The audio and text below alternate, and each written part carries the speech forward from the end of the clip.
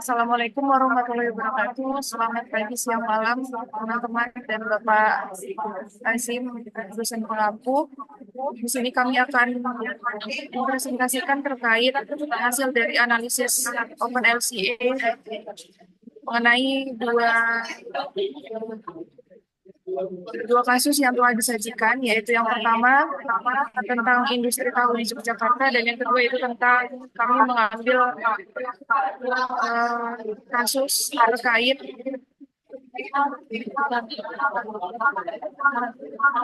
arang proses pembuatan arang. Sebelumnya perkenalkan kami, yaitu di sini ada Ashalan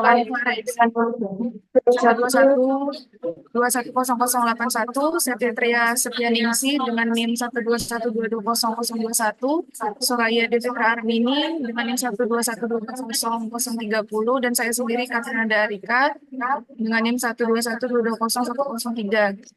Di sini izinkan pertama kali saya menjelaskan tentang analisis OpenLCA dari industri tahu di Yogyakarta yang telah kami lakukan.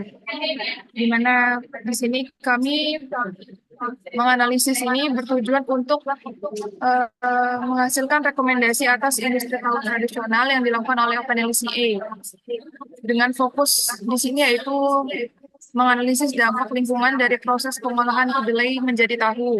Adapun input dan output yang kami masukkan dalam analisis ini yaitu sebagai berikut. Ada soybean, liquefied petroleum gas, calcium chloride, electricity, tap water, dan packaging film itu merupakan input yang kita masukkan. Lalu untuk outputnya sendiri itu adalah produknya itu sendiri, yaitu tahu Sleman, ada wastewater-nya, lalu ada biowaste, dan menghasilkan juga karbon dioksida fosil. Kemudian dari hasil input dan output yang kita masukkan, menghasilkan model diagramnya sebagai berikut, di mana model graf diagram ini itu menunjukkan model grafis aliran material dan energi dalam proses produksi tahu menggunakan OpenLCA, yang mempresentasikan dari sistem yang menggambarkan hubungan antara input, lalu sini ada proses produksi dan outputnya sendiri. Adapun metode yang kita gunakan yaitu menggunakan IPCC 2013.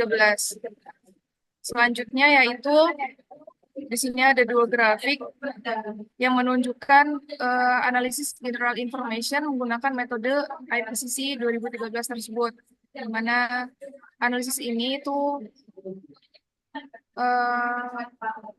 menampilkan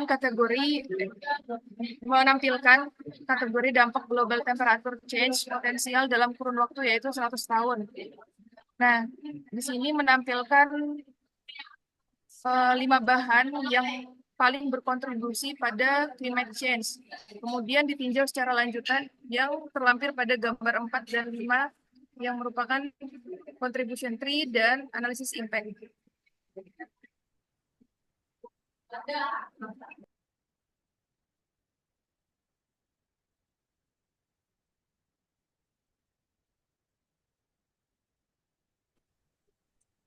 Kemudian masuk ke gambar 4, yaitu analisis contribution tree metode IPCC 2013.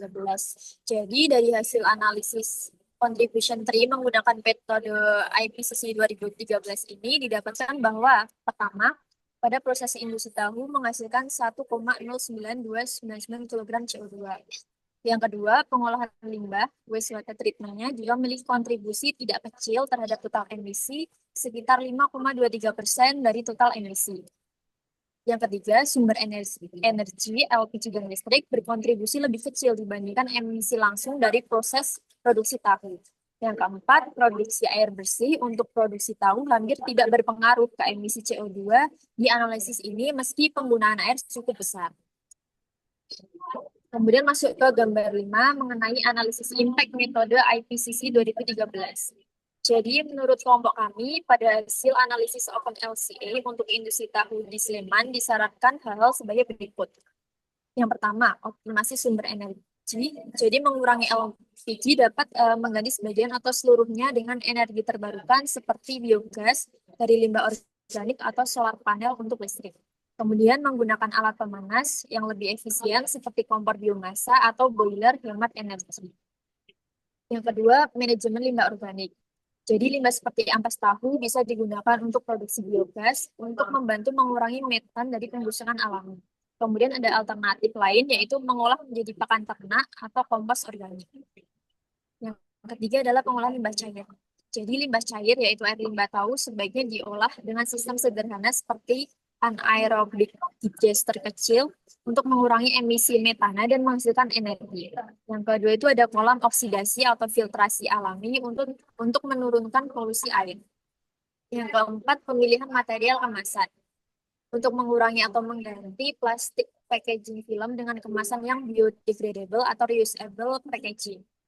Kemudian yang kelima, efisiensi proses produksi, yaitu dengan memperbaiki proses produksi agar penggunaan air dan energi lebih efisien. Contohnya, daur ulang air dalam proses produksinya. Kemudian yang keenam ada kompensasi emisi atau carbon offset. Jika belum bisa menghilangkan semua emisi, bisa melakukan program penanaman pohon atau ikut dalam proyek carbon offset lokal di Yogyakarta.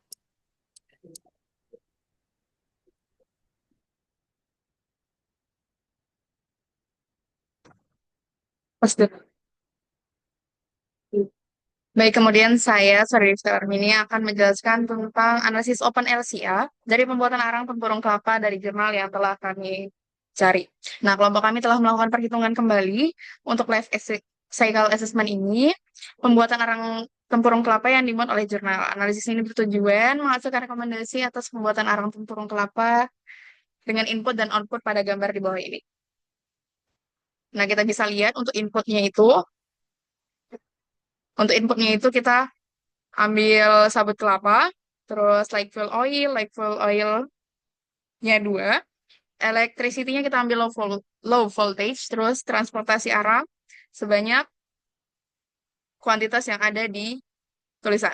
Untuk providernya kita ambil coconut, market, dan transportasi yang telah disediakan di OpenLCA itu sendiri. Untuk outputnya kita ambil produksi arang sebanyak 1,1 kg, terus abu dari coconut itu sendiri sebanyak 0,29 kg, kemudian ada VOC-nya itu sebanyak 1,9 kg. Kemudian di bawah, nah hasil dari input dan output itu kita bisa mendapatkan model graf seperti foto di bawah ini, gambar di bawah ini. Jadi di sini terlihat jelas bahwa ada input yang menghasilkan ke produksi arang itu sendiri. Nah, gambar ini tuh menunjukkan model grafis, aliran material, dan energi dalam proses produksi arang menggunakan software OpenLCA pada teknologi hijau. Nah, gambar ini tuh sebagai representasi visual. Sebentar. Representasi visual dari sistem yang menggambarkan hubungan antara input, proses produksi, dan output menggunakan metode EcoInvent IPCC 2013. Kemudian di bawahnya, dari hasil metode ini sendiri kita mendapatkan 5 kontribusi yang paling tinggi impact-nya. Atasnya lagi sebentar. Yang paling tinggi, nah itu ada 4,68 kg CO2 dari produksi coconut itu sendiri. Terus ada produksi arangnya sebanyak 1,292 kg. Dan light fuel oil-nya itu 0,966. Kemudian CO2 juga itu 0,11. Dan untuk electricity-nya mengimpakkan sebanyak 0,039 kg CO2. Terus yang bawahnya sama saja. Kemudian general information-nya,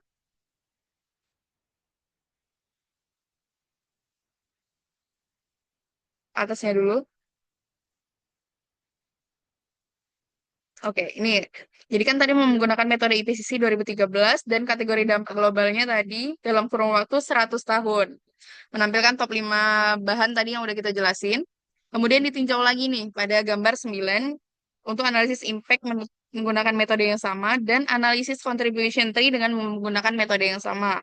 Bisa dilihat di gambar di bawah ini. Oke. Oke. Selanjutnya akan dijelaskan oleh teman saya. Oke, selanjutnya setelah tadi ada analisis impact dari pembuatan arang tempurung kelapa tadi, selanjutnya ada analisis contribution tree dari pembuatan arang tempurung kelapa dengan OpenLCA metode IPCC 2013. Ini dapat dilihat dari 100% kontribusi pembuatan produksi arang didapatkan ada 44%, 44,23% kontribusi dari proses transportasi arang, lalu 42,60% dari eh, produksi kelapanya, pengupasan produksi kelapa. Selanjutnya ada 1%, 1,56% dari market untuk petrolnya. Selanjutnya ada 23,39% dari pembuatan eh, pengupasan kelapa tadi. Selanjutnya ada 13,61% dari market untuk light fuel oil dan 0,55% dari market untuk listrik low voltage tadi. Selanjutnya dari perhitungan ulang kami dengan OpenLCA didapatkan hasil yang tidak jauh berbeda dari hasil perhitungan yang dioperasikan jurnal. Hal ini berkemungkinan diakibatkan adanya beberapa perbedaan dalam penginputan beberapa data. Nah, dalam hasil analisis kami dari perhitungan OpenLCA, kami memiliki dampak yang pertama, kontributor terbesar terhadap perubahan iklim adalah produksi tempurung kelapa, yaitu sekitar 66% dari total emisinya.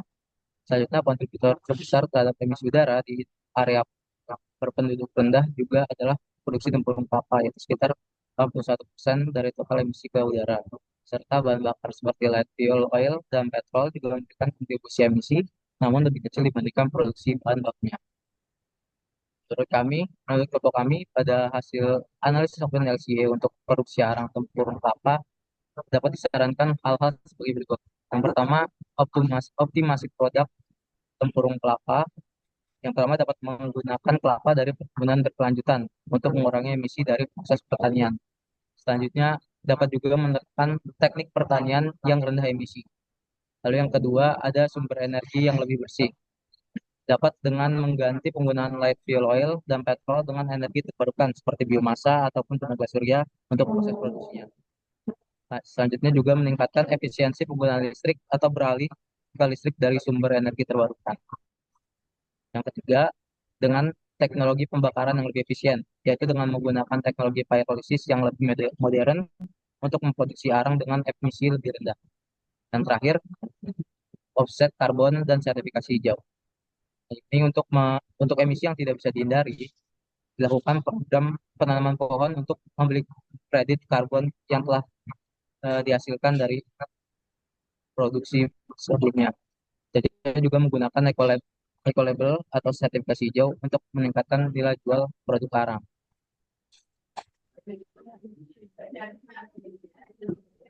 Baik, sekian presentasi dari kami mengenai analisis menggunakan OpenLCA tentang industri tahu di Yogyakarta dan pembuatan arang. Sekian, terima kasih. Wassalamualaikum warahmatullahi wabarakatuh.